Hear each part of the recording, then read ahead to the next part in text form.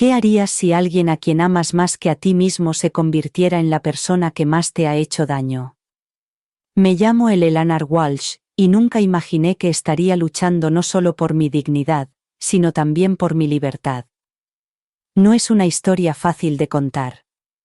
Pero si estás viendo este vídeo, quédate conmigo. Y antes de empezar, no olvides suscribirte a este canal y comentar desde qué parte del mundo nos estás viendo. Siempre pensé que envejecer traería consigo una especie de sabiduría tranquila. Té por la tarde, pájaros en el jardín, y quizá 1 o 2 libros que por fin terminaría de leer. Lo que no esperaba era que envejecer se sintiera como ser borrada, decisión a decisión.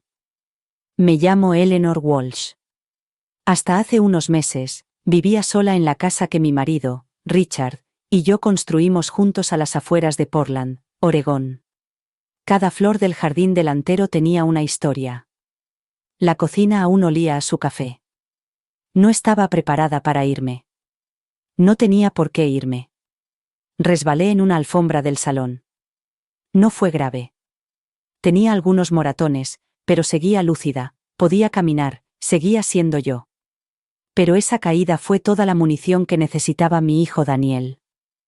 Apareció a primera hora de la mañana siguiente con una mirada que no supe interpretar. Frío, distante. Ni siquiera me preguntó cómo estaba. Entró con un maletín y un horario apretado, hablando con frases cortas. Mamá, hemos encontrado un sitio muy bueno, es el momento, es lo mejor para todos. Me reí, pensando que era una broma. Pero él no se reía. Daniel, le dije. No voy a ir a ningún sitio, estoy bien, este es mi hogar. Pero ya lo tenía todo arreglado. Mis cosas estaban empaquetadas. Los papeles firmados. Me quedé en el pasillo viendo cómo 2 desconocidos venían a llevarse mis cajas. Se me hizo un nudo en la garganta. No podía respirar. Aquello no podía estar pasando. Intenté discutir, intenté resistirme, pero la mirada que me echó, como si fuera algún tipo de proyecto, una carga que había que gestionar, me dejó sin palabras. Te caíste, me dijo. Podrías haberte roto la cadera. Vives sola. Es demasiado arriesgado y, francamente, no tengo tiempo para estar pendiente de ti. No lo dijo con crueldad. Lo dijo con eficiencia. Eso lo hizo aún peor. Me llevaron en una furgoneta. Ni siquiera me dejaron ir en su coche. Recuerdo el silencio. El silencio profundo y frío que se apoderó de mí mientras nos alejábamos de la única vida que conocía. Las instalaciones eran limpias, modernas, con grandes ventanas y paredes de colores neutros. Pero olían ligeramente a lejía, y a algo que solo puedo describir como abandono, un silencio que no se puede describir a menos que se haya vivido. Recuerdo estar sentada en el borde de la cama nueva de la habitación que me asignaron. Mi nombre estaba en una etiqueta pegada en la puerta, como si fuera un paquete o un objeto extraviado que alguien finalmente había decidido guardar. Esperé a que Daniel dijera algo. Quizás una disculpa, unas palabras de ánimo, pero lo único que dijo fue: volveré a veros a finales de semana. No te preocupes, mamá. Estarás bien aquí. Y se marchó sin más. No lloré inmediatamente. Me quedé allí sentada, mirando a mi alrededor. Las paredes estaban desnudas, mis pertenencias reducidas a una maleta. El hogar que había llenado de recuerdos ahora solo existía en mi cabeza. No era tan mayor como para olvidar cosas, pero sí lo suficiente como para que me olvidaran. Esa noche, tumbada en una cama que no era la mía, escuchaba el suave zumbido de las luces fluorescentes del pasillo. Pensaba en Richard, en cómo solíamos reírnos de la idea de envejecer separados. En cómo habíamos prometido cuidarnos siempre el uno al otro. Y ahora él se había ido. Y mi hijo me había abandonado como si no fuera nada. Pero yo no era nada. Todavía no. Algo se agitó dentro de mí esa noche. un destello de algo que no había sentido en mucho tiempo. No era ira, ni siquiera tristeza. Era el comienzo de una tranquila rebeldía.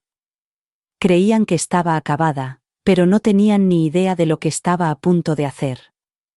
Me quedé mirando al techo hasta el amanecer, planeando. A la mañana siguiente me desperté con el sonido de ruedas rodando suavemente por el pasillo. Más tarde supe que eran carros médicos. Eso y el ocasional arrastrar de pies. Era el tipo de lugar donde incluso el tiempo parecía medicado. Mi puerta estaba entreabierta y podía oír a alguien toser en la habitación contigua. El olor a huevos revueltos y café quemado se colaba por la rendija. Me vestí lentamente, cada movimiento un recordatorio de que aún tenía control sobre algo. Cuando salí al pasillo, el personal me saludó con un gesto cortés y una sonrisa forzada. Sin calidez, sin reconocimiento, solo rutina. Ahora formaba parte del mobiliario. La zona común estaba llena de conversaciones apagadas y el ruido de la televisión. Nadie levantó la vista. Nadie me preguntó mi nombre. Algunos miraban fijamente los concursos de televisión. Otros dormitaban con vasos de plástico de zumo sin tocar a su lado. Yo me quedé allí, invisible entre la multitud. Me senté en un rincón junto a la ventana. El cielo estaba gris. Una ardilla saltaba por la valla exterior y se detuvo para mirar hacia adentro. Y por un momento la envidié, libre para ir donde quisiera. Sin papeleos. Daniel no llamó ese día ni al siguiente. No fue hasta el cuarto día cuando apareció. Llevaba la camisa por dentro, como si hubiera venido directamente del trabajo, lo cual, conociéndolo, probablemente era así. Se sentó frente a mí en el salón, sin siquiera fingir mirar a los ojos. Te traje los papeles del seguro, dijo, entregándome una pila que yo no había pedido. Y unas fotos para tu mesita de noche. Eran 3.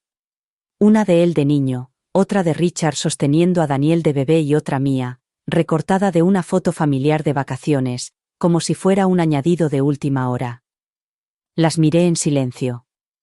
¿Necesitas algo?, preguntó. Su voz tenía ese tono que la gente usa cuando quiere parecer amable, pero espera que le digas que no. Quería preguntarle por qué. ¿Por qué esto? ¿Por qué ahora?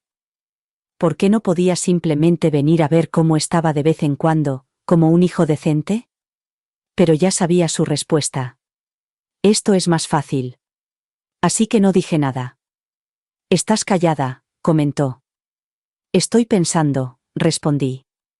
Parecía incómodo, como si incluso esa pequeña resistencia le incomodara. Y entonces dijo algo que nunca olvidaré. No es que no me importes, mamá, pero ya has tenido tu momento. Ahora déjame ocuparme de las cosas. ¿He tenido mi momento? Como si la vida tuviera fecha de caducidad. Como si no tuviera nada más que vivir, que ofrecer o que sentir. Se marchó al cabo de 10 minutos. No me abrazó. No me dijo que me quería. Simplemente se fue, como si hubiera terminado un trabajo. La semana siguiente pasó como una nebulosa. Las comidas se servían a horas fijas. Había partidas de bingo con premios que no importaban. Intentaba sonreír a los demás residentes, pero la mayoría estaban demasiado absortos en su propio silencio. Otros estaban demasiado perdidos como para recordar siquiera sus nombres. Fue entonces cuando me di cuenta de que lo más cruel de este lugar no era el aburrimiento. Era el borrado. No solo te quitan la independencia. Te quitan la identidad. Nadie aquí sabía que yo había sido bibliotecaria, que tocaba el piano para Richard todos los domingos por la mañana, que hacía tartas caseras, que había leído todas las novelas de Steinbeck 2 veces. Para ellos, yo solo era un espacio, un riesgo de caída, otra anciana más cuyo tiempo había pasado, hasta que una tarde entró una enfermera que no había visto nunca con una carpeta y una sonrisa amable. Llevaba el pelo peinado hacia atrás, la bata limpia, pero sus ojos estaban cansados de una forma que solo alguien que ha cargado con un peso demasiado grande durante demasiado tiempo puede entender. «¿Señora Walsh?», preguntó. «Hola, soy Marisa. Seré su enfermera esta semana». Asentí con la cabeza. Se sentó sin mantener la distancia habitual que guardaban la mayoría de los empleados. «¿Hay algo que deba saber sobre usted?», preguntó. Era una pregunta muy sencilla, pero nadie me la había hecho desde que llegué. La miré fijamente durante un momento, sin saber muy bien cómo responder.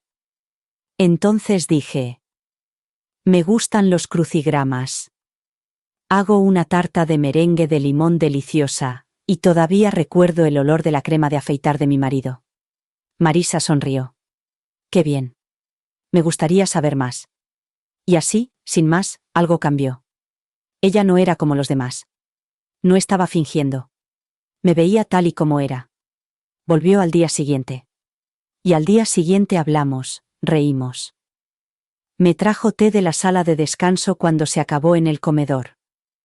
Me llamó Eleanor en lugar de señora Walsh. Y se acordaba del nombre de mi cantante favorito de los 70. Me habló de su hija, de su madre que tenía Alzheimer y de que trabajaba por las noches para cubrir turnos extra. Nunca se quejaba, pero su voz tenía peso. Y poco a poco, se convirtió en la única razón por la que no me sentía completamente invisible. Seguía echando de menos mi casa. Echaba de menos a Richard. Y seguía sintiéndome traicionada. Pero, por primera vez desde que me habían obligado a venir a este lugar, no estaba esperando a desaparecer. Estaba observando, escuchando y aprendiendo quién seguía de mi lado y quién nunca lo había estado realmente. Porque, en algún lugar de ese silencio, empecé a comprender algo. Aquello no era solo una residencia de ancianos. Era el escenario de una batalla que no sabía que estaba a punto de librar. Primero empecé a fijarme en los pequeños detalles. La forma en que el personal llamaba 2 veces antes de entrar. La forma en que algunos residentes miraban fijamente a la nada. Sus historias atrapadas detrás de sus ojos cansados. La forma en que la gente dejaba de hacerte preguntas una vez que decidían que solo eras viejo. Pero Marisa era diferente. Ella miraba más allá de las arrugas, más allá de los medicamentos programados, más allá de la ficha en la puerta. Ella me escuchaba cuando hablaba. No con lástima, sino con respeto, como si yo todavía importara. Me dedicaba tiempo cada mañana, incluso cuando estaba ocupada. Asomaba la cabeza por mi habitación y decía: «Buenos días, Eleanor. ¿Estás bien hoy?». Esas pocas palabras le daban sentido a mi día. Me trataba como a una persona, no como a un expediente. Habían pasado 2 semanas desde la última visita de Daniel. No es que esperara mucho. Mi teléfono estaba en la mesita de noche, en silencio. No había llamado, ni había mensajes, ni siquiera un «estoy bien». Y allí estaba yo, contando historias a una enfermera que tenía la mitad de mi edad como si fuera la única familia que me quedaba. Marisa tenía una risa cálida y auténtica. De esas que a veces me pillaban desprevenida. Me habló de su hija pequeña, Mía, que acababa de cumplir 6 años, de lo mucho que le gustaban los sándwiches de mantequilla de cacahuete y de lo mucho que odiaba irse a dormir. Insistió en que dejara la luz del pasillo encendida.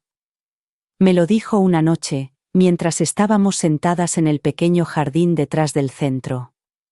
Dice que así no tiene pesadillas. Sonreí. Es una niña lista, más lista que yo la mayoría de los días, respondió con la voz ligeramente quebrada. Apartó la mirada y se quitó una pelusa invisible de la manga. No insistí, pero me fijé en que tenía las manos ligeramente callosas y las uñas cortas, las manos de alguien que tiene que hacerlo todo. Más tarde, me contó que a su madre le habían diagnosticado Alzheimer precoz 2 años antes. Marisa tenía 29 años en ese momento. Tenía 2 trabajos para poder pagar las facturas. Tuvo que trasladar a su madre a su apartamento porque no podía permitirse una residencia. ¿Y tu marido?, le pregunté con delicadeza. Ella sonrió, pero era una sonrisa vacía. Se marchó cuando le dije que no iba a ingresar a mi madre en una residencia.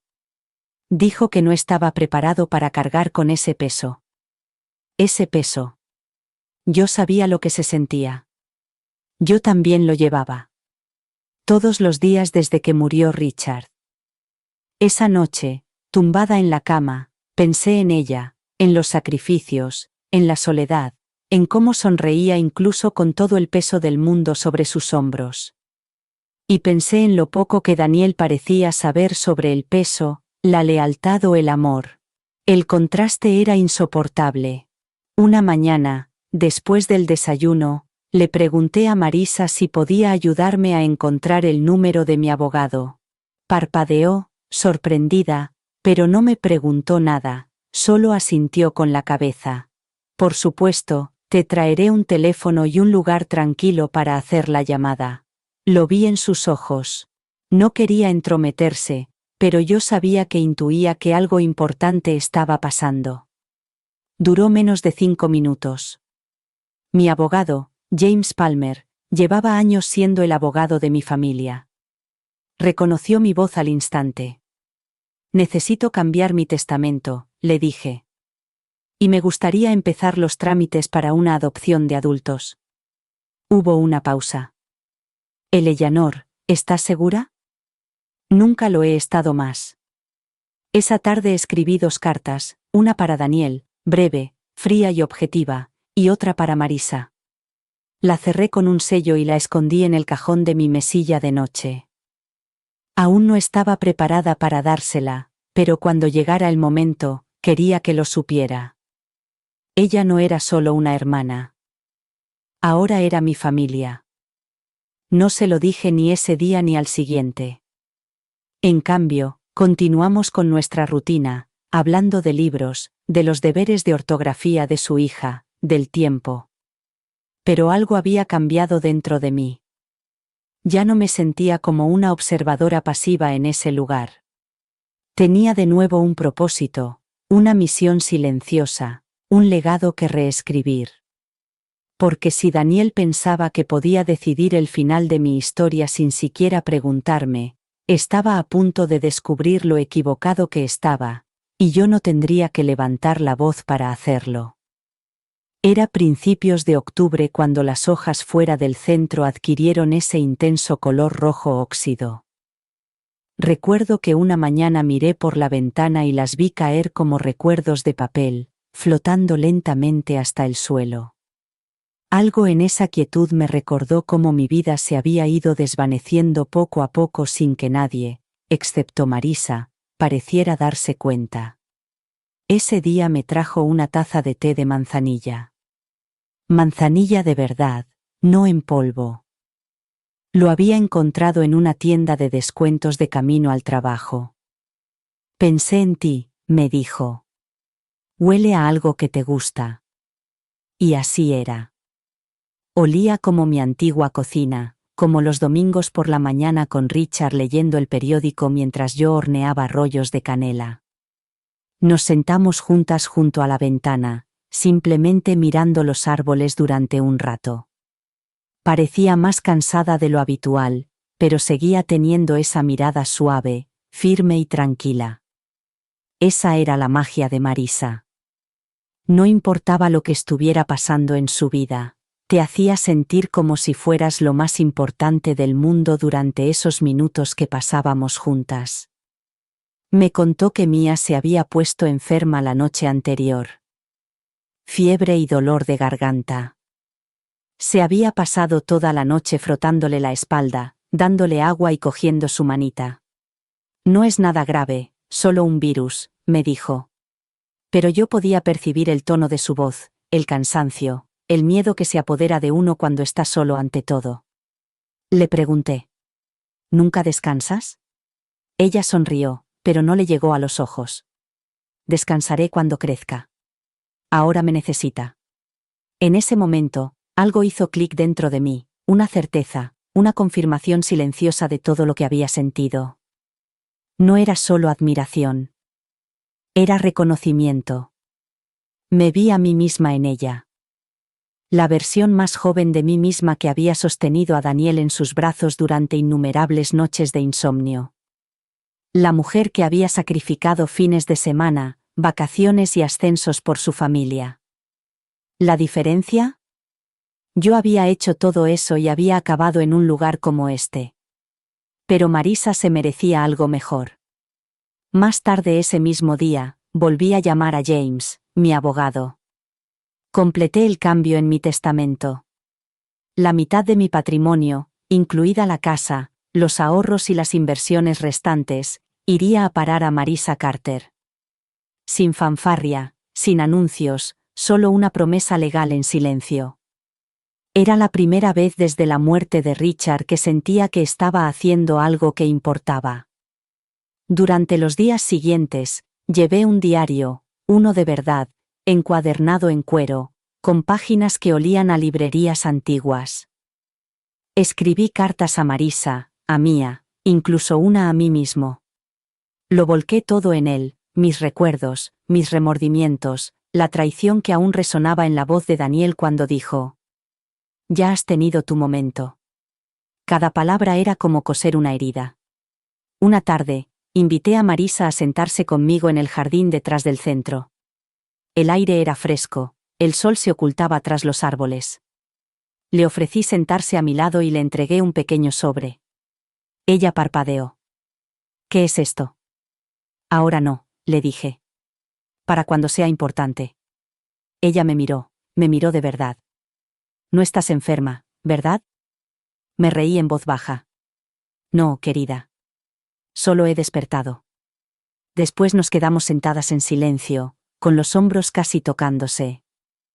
No creo que se diera cuenta de la magnitud de lo que acababa de pasar, de que acababa de reescribir mi legado, no por ira, sino por claridad, porque a veces las personas con las que compartes tu sangre no son las que llevan tu corazón.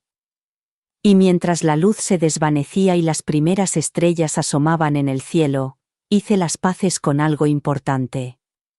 Si Daniel me había abandonado, entonces yo tenía todo el derecho a entregarme a alguien que me viera, que me apreciara, que se quedara. Entonces no sabía lo rápido que se desmoronarían las cosas, pero incluso entonces lo sentía. Se avecinaba una tormenta y yo por fin estaba lista para enfrentarme a la lluvia. Era bien pasada la medianoche cuando me desperté con el sonido de voces apagadas en el pasillo. La mayoría de las noches, el centro quedaba sumido en un silencio sepulcral al caer la noche, las luces se atenuaban, y los residentes se encerraban en sus habitaciones como libros olvidados en una estantería polvorienta.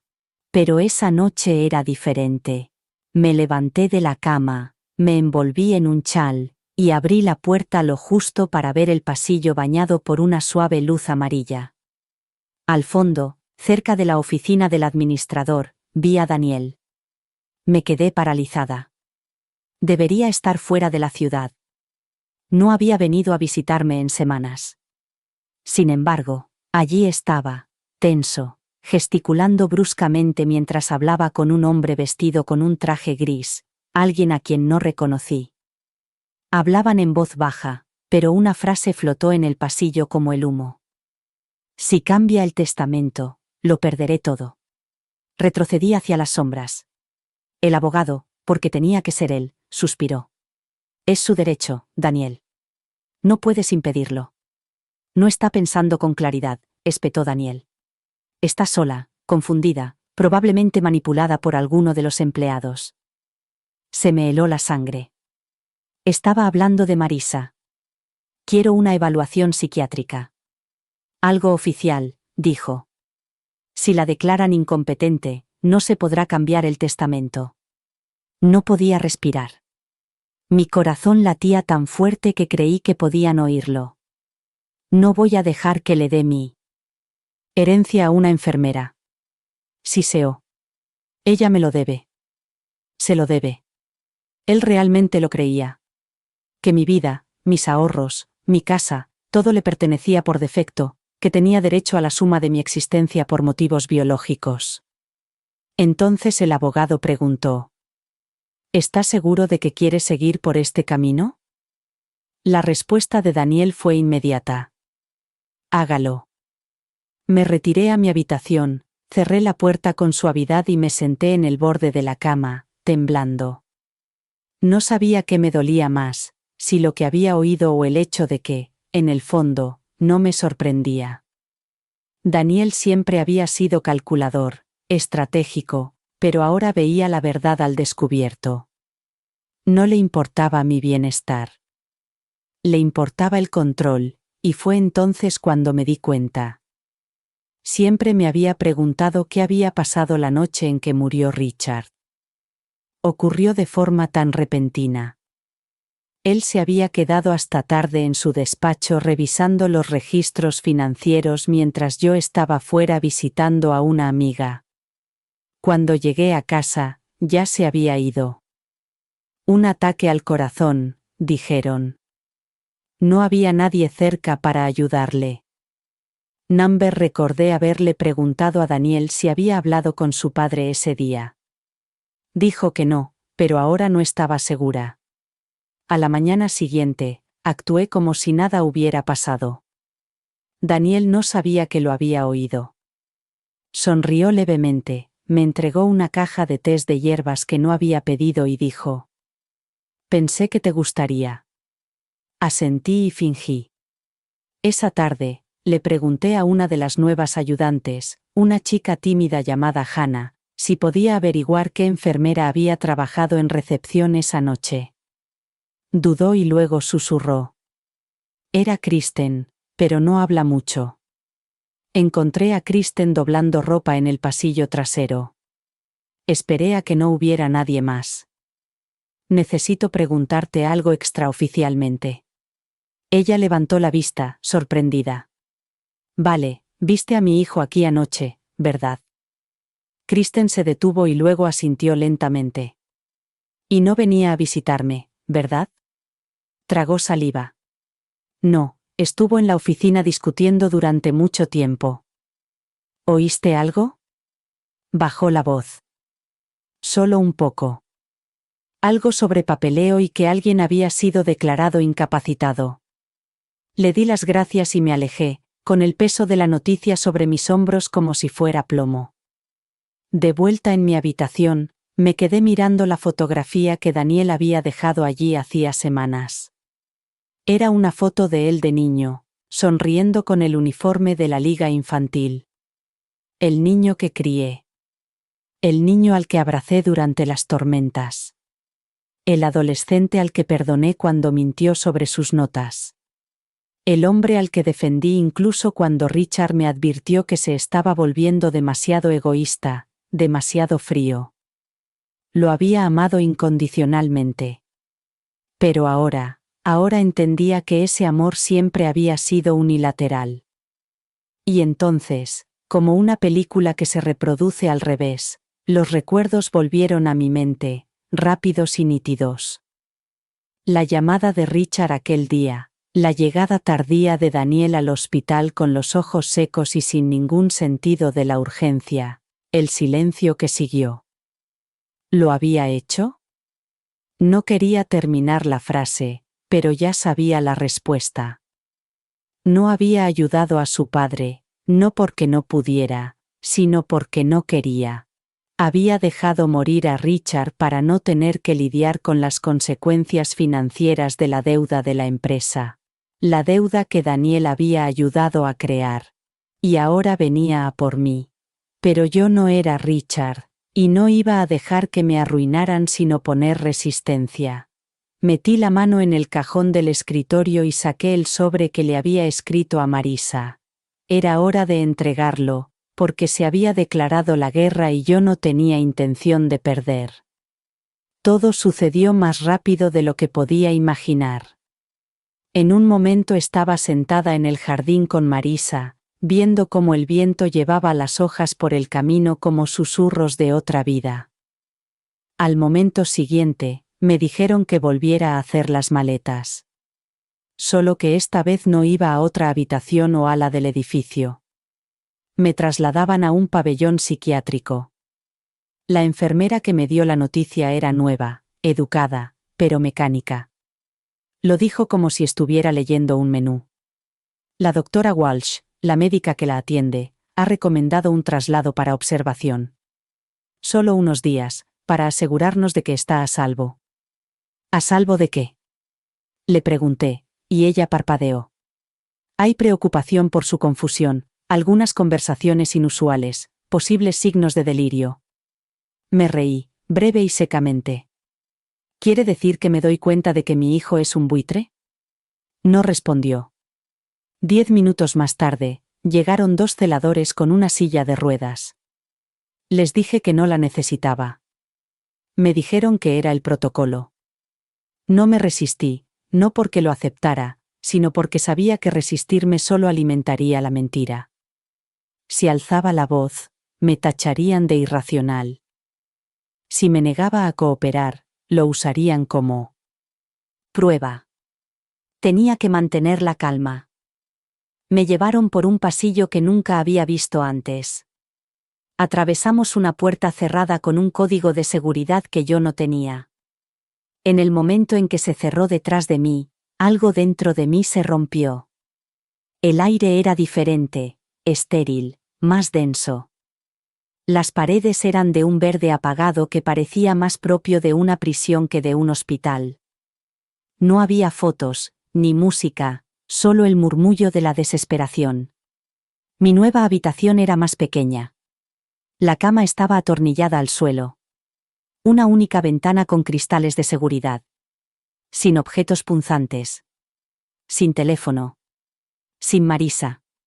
Le pregunté a la enfermera, una mujer de ojos cansados y moño apretado, cuánto tiempo estaría allí. Hasta que se complete la evaluación, me dijo. ¿Y quién lo ha ordenado? Dudó, lo suficiente para confirmar lo que ya sabía. Su hijo lo ha solicitado, dijo finalmente, con un informe del doctor Levan. El doctor Levan, el director médico del centro, un hombre con el que había hablado 3 veces brevemente y al que nunca le había confiado nada. Me senté en el borde de la cama y me quedé mirando la pared, tratando de controlar el fuego que sentía en el pecho. Así que este era el siguiente paso de Daniel. No podía revocar el testamento por su cuenta. Pero si me declaraban mentalmente incapacitada, legalmente incompetente, todo lo que había luchado por proteger podría quedar anulado, y yo sería silenciada, literalmente encerrada. Esa primera noche en esa habitación fue la más larga de mi vida. No dormí. Apenas me moví. Las luces de fuera de mi puerta permanecieron encendidas toda la noche, brillando a través de la rendija como un foco. Me trajeron pastillas. Me negué a tomarlas. Intentaron persuadirme, me dijeron que necesitaba descansar, que estaba alterada. No estaba alterada. Estaba consciente. Pensaba en Richard, en cómo se habría sentido, solo en esa oficina, agarrándose el pecho y marcando el número de la única persona que creía que podía salvarlo. Y pensaba en Daniel, mirando el teléfono y decidiendo no contestar. Lloré esa noche, no por miedo, sino porque me di cuenta de lo poco que significaba para él. Ya no era su madre. Era un obstáculo. Pero entonces recordé a Marisa, sus manos, su risa, su promesa. Y supe que ella no dejaría pasar esto. Al día siguiente, entró un trabajador social, un joven llamado Kevin. Se presentó con una carpeta y un tono amable.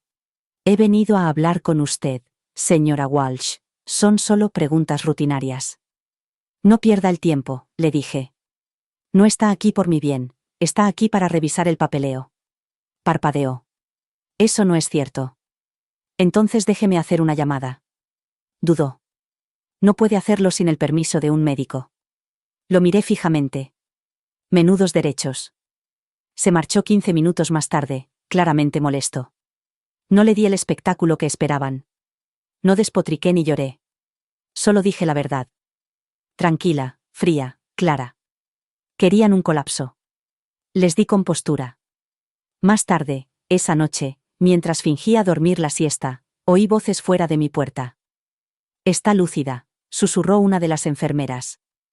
Sinceramente, más coherente que la mitad del personal. «Órdenes son órdenes», respondió la otra. Sentí un rayo de esperanza. No todo el mundo estaba ciego. Aún así, estaba atrapada. Y el tiempo se agotaba. Pero yo conocía a Marisa. Y sabía algo que Daniel no sabía. Él me había subestimado. Pero no tenía ni idea de lo que le había enseñado. La primera vez que Marisa intentó verme después de que me trasladaran, la rechazaron. Ella me lo contó más tarde. Había entrado corriendo durante su turno, todavía con la bata puesta, mostrando su placa, con el corazón probablemente latiendo más rápido de lo que jamás admitiría. Le preguntó a la enfermera de recepción a dónde me habían trasladado y se encontró con unas escaleras vacías. La señora Walsh ya no está bajo su cuidado. Le dijeron que el asunto se estaba tratando internamente. Me contó que le temblaban las manos. Que tenía ganas de gritar, pero no lo hizo. Sabía que no debía. Marisa era inteligente. Sabía a qué estaban jugando. Simplemente no sabía hasta dónde llegaba realmente Daniel. Pero empezó a investigar. Ya no era solo una enfermera. Tenía una misión. Llamó al abogado con el que trabajaba, James Palmer, y le pidió una reunión. Cuando él dudó, le envió la carta que yo había escrito y sellado semanas antes, la que había guardado en mi cajón como una semilla que rezaba para que germinara en el momento adecuado. Esa carta lo cambió todo. James la llamó en menos de una hora. Se reunió con ella en su oficina a la mañana siguiente, y, por lo que me contó Marisa más tarde, no perdió el tiempo con cortesías. Le contó todo sobre el cambio en mi testamento, la creciente presión de Daniel, la forma en que de repente me declararon inestable sin venir de nada. También llevó algo más, una grabación de voz. 2 semanas antes, durante una conversación rutinaria en el pasillo, Daniel había estado hablando con el administrador del centro cerca de la sala de enfermeras. No se había dado cuenta de que Marisa tenía el teléfono en el bolsillo del abrigo, y no sabía que ella había pulsado accidentalmente el botón de grabar mientras buscaba un bolígrafo. En la grabación, su voz se oía claramente. Dijo con claridad: «Solo está sola, es fácil de manipular. Esa enfermera la está engañando.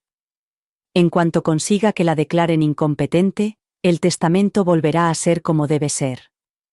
Ese fragmento de audio era más que suficiente para hacer saltar las alarmas. Pero Marisa no se detuvo ahí.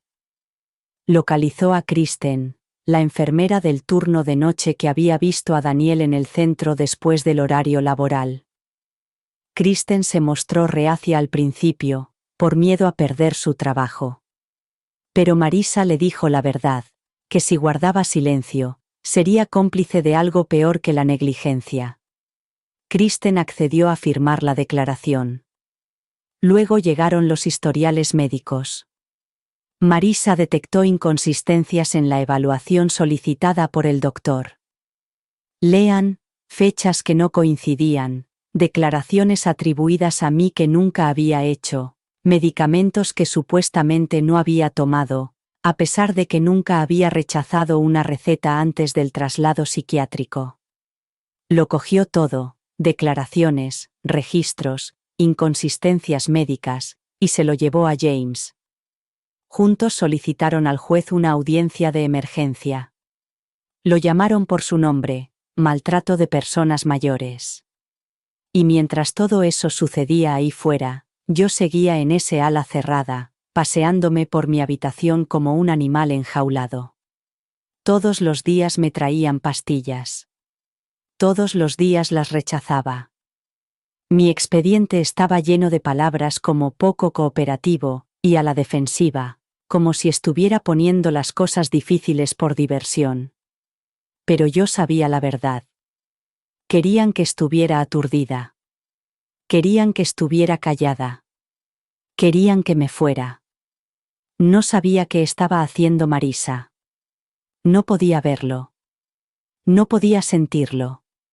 Pero creía en ella porque era la única persona en ese edificio que me había mirado a los ojos y había visto a un ser humano. No a una paciente, ni a una responsabilidad, ni a una cuenta bancaria. Y cuando finalmente me dijeron que tenía una audiencia con un juez, supe que había encontrado una manera de salir adelante. Me dejaron ducharme la mañana de la audiencia. Me dieron ropa limpia. Me ofrecieron una taza de café, en la que no confiaba. Entró una enfermera y me cepilló el pelo, intentando que todo pareciera presentable, pero no me importaba la apariencia. Me estaba preparando para la guerra. Y no entré en esa sala como una víctima. Entré como alguien que no tenía nada que perder, y por lo tanto, todo que decir. Me llevaron en una furgoneta con las ventanas tintadas, como si fuera una delincuente. 2 enfermeras iban sentadas delante hablando de sus planes para el almuerzo, mientras yo iba sentada detrás con las manos en el regazo, fingiendo no oír nada. Pero lo oía todo. Las oía hablar de mí. La anciana con problemas con su hermana. Las oía bromear sobre que debía de estar fingiendo para llamar la atención. Y memoricé cada palabra porque pronto sus palabras importarían. El juzgado no estaba lejos, solo era un pequeño edificio gris con una bandera rota en el exterior y demasiadas plazas de aparcamiento. Me llevaron por una entrada lateral, lejos del público, como si fuera algo vergonzoso que había que ocultar. Pero dentro de la pequeña sala del tribunal, la vi, a Marisa. Estaba sentada cerca del frente, con una sencilla blusa azul marino y las manos apretadas sobre el regazo. Cuando me vio entrar, sus ojos se llenaron de emoción. No dijo nada, solo asintió con la cabeza, como diciendo: «Te dije que vendría». Y entonces vi a Daniel sentado con su abogado, tan engreído como siempre, con su traje demasiado perfecto y su postura demasiado ensayada. No me miró. No tenía por qué hacerlo. Creía que ya había ganado. La jueza era una mujer de unos 50 años, con ojos penetrantes y tono severo. Me miró como si aún no hubiera tomado una decisión. Eso me dio esperanzas. James se levantó y comenzó. Expuso los hechos lentamente, metódicamente, como un bisturí, no como un martillo. Presentó la grabación de Marisa, la declaración de Kristen, las discrepancias en mis registros médicos y luego reprodujo la cinta. La voz de Daniel llenó la sala. Fría, calculada, desagradable. Solo es una mujer solitaria, fácil de manipular. Esa enfermera la está manipulando. Una vez que la declare incapacitada, el testamento volverá a ser como debe ser. La sala se quedó en silencio. El abogado de Daniel intentó objetar, pero era demasiado tarde. Las palabras ya estaban en el aire, manchándolo todo. Entonces llegó mi turno. Me levanté lentamente. Me temblaban las rodillas, pero mi voz no. Puede que sea viejo, dije. Pero no estoy confundido. No estoy senil y no estoy acabada. Miré directamente a Daniel. Confiaba en ti. Te quería. Te perdoné muchas cosas que no debería haber perdonado. Pero cuando dejaste morir a tu padre, cuando ignoraste sus gritos de ayuda para no tener que asumir la responsabilidad de tus propios errores, cruzaste una línea que no puedo ni podré perdonar. Se oyeron exclamaciones de sorpresa. Daniel se puso pálido. Continué. No se trata de dinero. Ni siquiera se trata de testamentos. Se trata de dignidad. Se trata de ser visto, de ser escuchado, de ser humano. Y si mi vida no vale más que un signo de dólar para mi propio hijo, entonces voy a pasar lo que me queda con alguien que me trate como si importara. Los ojos de Marisa se llenaron de lágrimas. Buscó un pañuelo en silencio. El juez decretó un receso. Cuando regresamos, su voz era firme y decidida. La señora Walsh está en pleno uso de sus facultades mentales y tiene plena capacidad legal. Este tribunal considera que la solicitud de tutela presentada por el señor Daniel Walsh carece de fundamento y, francamente, es perturbadora. Se dirigió a Daniel. Le dijo: «Tienes suerte de que no presente cargos». Y así, sin más, fui libre. Libre de las paredes. Libre del silencio. Libre del hijo que había dado la espalda a todo lo bueno y decente. Fuera del juzgado, Marisa me dio un abrazo. No fuerte, solo lo justo. Justo lo necesario. «Lo has conseguido», me susurró. No, le dije que lo habíamos conseguido juntos. Pero en el fondo sabía que la verdadera batalla no había hecho más que empezar, porque la ley había limpiado mi nombre, pero yo estaba lejos de haber limpiado mi legado. A la mañana siguiente de la vista, me quedé de pie frente al espejo de mi antigua habitación, mi verdadera habitación en la institución. Las mismas paredes beige, la misma ventana pequeña que dejaba entrar la luz de la mañana, la misma foto de Richard y yo escondida en la esquina del tocador. Pero algo había cambiado. Yo había cambiado. Intentaron quebrantarme. Daniel intentó borrarme, pero yo seguía aquí. Marisa entró justo antes del desayuno, con una bandeja de tortitas y fresas frescas, mis favoritas. Al principio no dijo nada, solo dejó la bandeja y acercó una silla. Tenía los ojos cansados, pero sonreía ampliamente.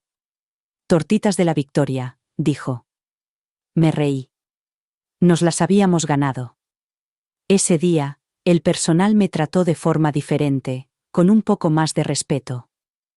Algunos evitaban mirarme a los ojos, especialmente los que habían seguido las órdenes ciegamente. Otros se disculpaban en voz baja, con tono nervioso. No les guardaba rencor, pero lo recordaba todo. Daniel, por su parte, desapareció. No llamó, no vino a visitarme, ni siquiera envió a su abogado para arreglar el desastre. Era como si se hubiera desvanecido en las sombras, esperando a que pasara la tormenta. Pero yo no había terminado con él. Esa misma semana, finalicé los trámites de adopción con James. Marisa Carter se convirtió oficial y legalmente en mi hija, en papel, ante la ley y en mi corazón. El proceso fue sorprendentemente fácil. Un juez me preguntó si era realmente lo que quería. Sí, respondí sin dudarlo. Porque lo que hace que alguien sea familia no es el ADN. Es quien está ahí cuando estás destrozado. Es quien lucha por ti cuando todos los demás te abandonan. Daniel se enteró de la adopción el lunes siguiente. Me envió un correo electrónico, una sola línea. «Te arrepentirás». Lo borré. No estaba enfadado porque le hubiera dado mi dinero a Marisa. Estaba enfadado porque le había dado mi amor.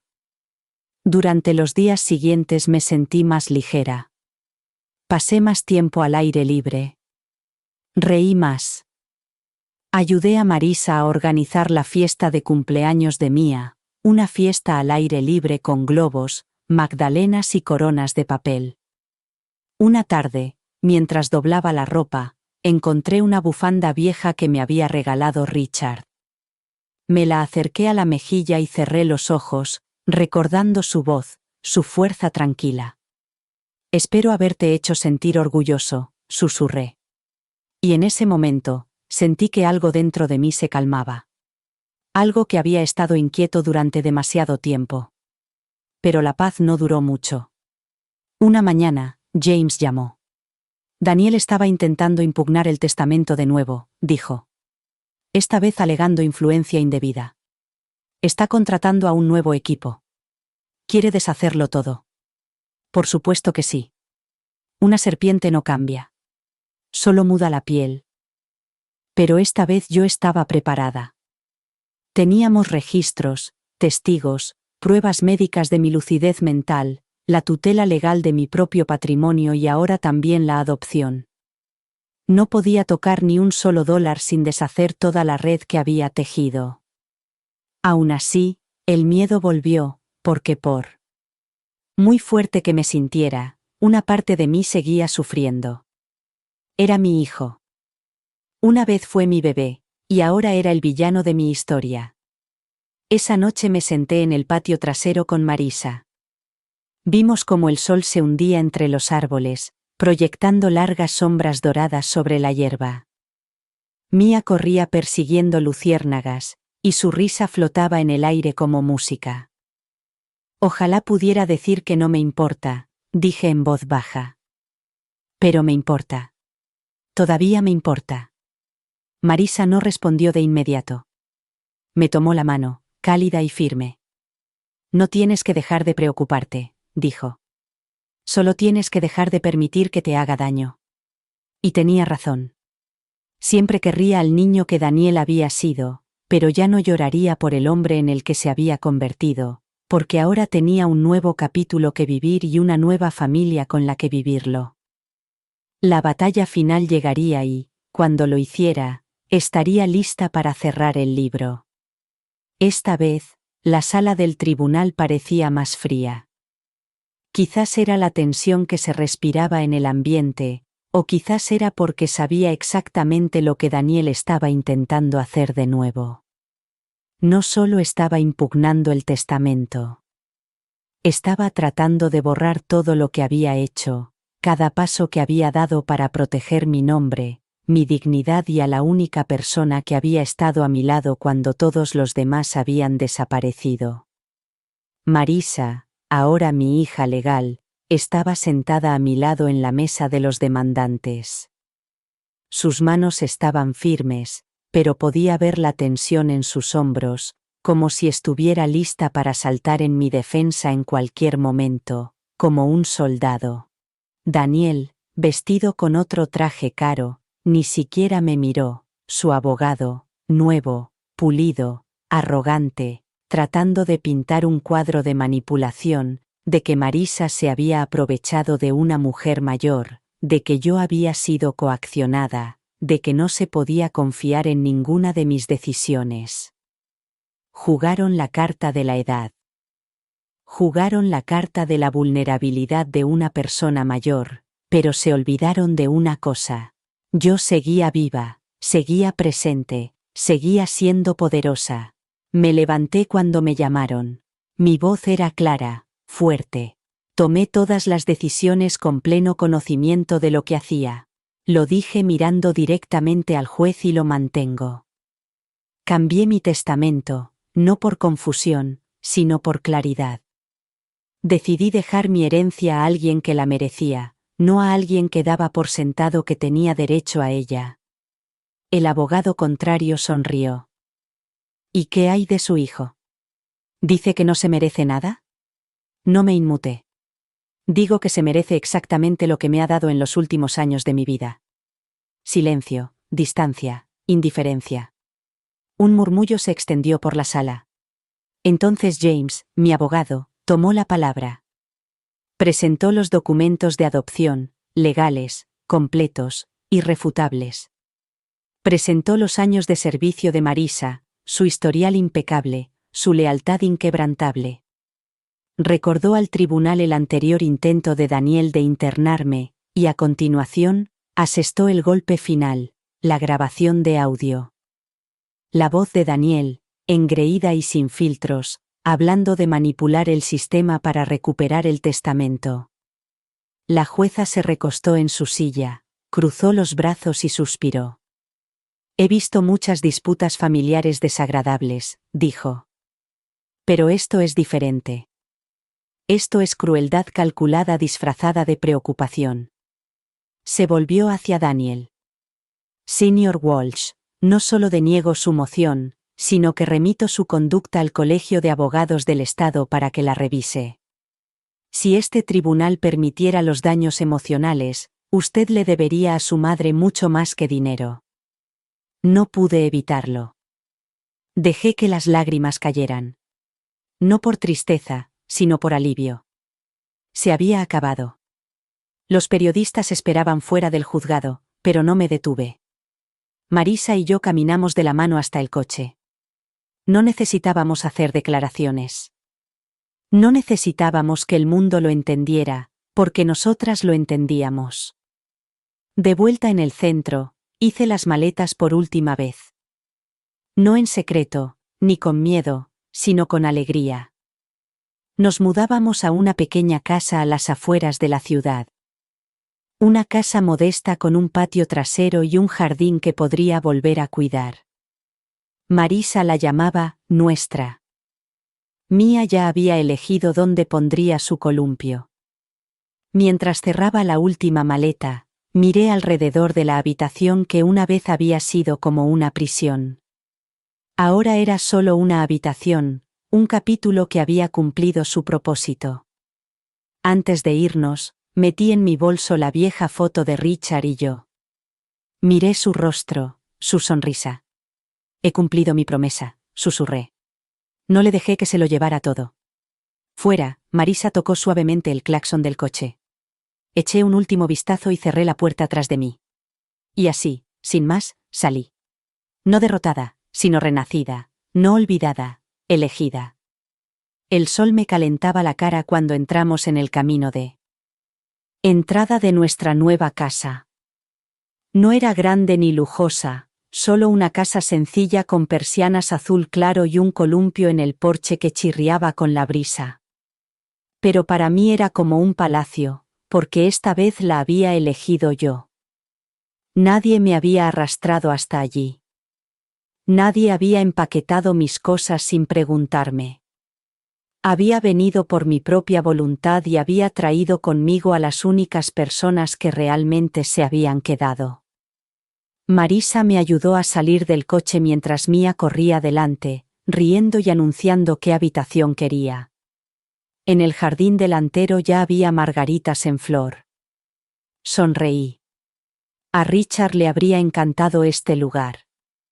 No había sabido nada de Daniel desde el veredicto. Ni una llamada, ni un correo electrónico, nada. Una parte de mí seguía esperando una última súplica, o tal vez una disculpa, pero no llegó nada, y ese silencio decía más que cualquier palabra. Deshicimos las maletas lentamente, saboreando cada momento. Puse la foto de Richard en la repisa de la chimenea. Marisa colgó los dibujos que Mía había hecho en el colegio. Llenamos la cocina con olores. Canela, albahaca, pan recién hecho. La vida volvió a mis huesos de una forma que no sabía que aún necesitaba. Una semana después llegó una carta. No era de Daniel, sino de su abogado. Era una notificación formal. Daniel se había declarado en quiebra. Al parecer, su reputación se había visto afectada tras el juicio. Sus negocios inmobiliarios habían comenzado a desmoronarse. Los inversores se estaban retirando. Se había corrido la voz. No se puede ocultar un corazón como el suyo para siempre. Y así, sin más, el hombre que había intentado robármelo todo lo había perdido todo. No sonreí cuando lo leí. No me regodeé, pero exhalé profunda y completamente por primera vez en años. Porque la justicia no siempre ruge. A veces susurra. A veces observa cómo cae tu enemigo sin levantar un dedo. Una tarde, estaba sentada en el porche trasero con Marisa. El aire olía a hierba fresca y tierra cálida. Ella estaba leyendo y yo tejiendo algo para la habitación de Mía. ¿Alguna vez te arrepientes?, me preguntó en voz baja. ¿De darme tanto? Levanté la vista, sorprendida. No te he dado nada, respondí. Te lo has ganado. Te lo mereces todo. Bajó la mirada, con los ojos llorosos. Nadie me había dicho eso antes. Me acerqué y le cogí la mano entre las mías. Pues acostúmbrate. Ahora estás atrapada conmigo. Le dije sonriendo. Esa noche soñé con Richard. Estábamos bailando en el salón, lentamente y de forma tonta, como solíamos hacer. Llevaba esas ridículas zapatillas de cuadros y podía sentir su mano en mi cintura como si nunca se hubiera ido. Cuando me desperté, los pájaros cantaban fuera. El sol se filtraba a través de las cortinas. Podía oír a Mia riéndose en su habitación. Y me di cuenta de algo. Aquello era mi hogar. No la casa, ni los ladrillos ni los muebles, sino la sensación, la paz, las risas, el amor. Había encontrado a mi familia, no en la sangre, sino en aquellos que habían decidido quedarse. Daniel había perdido una fortuna, pero yo había ganado un futuro. Y no cambiaría mi lugar por todo el dinero del mundo.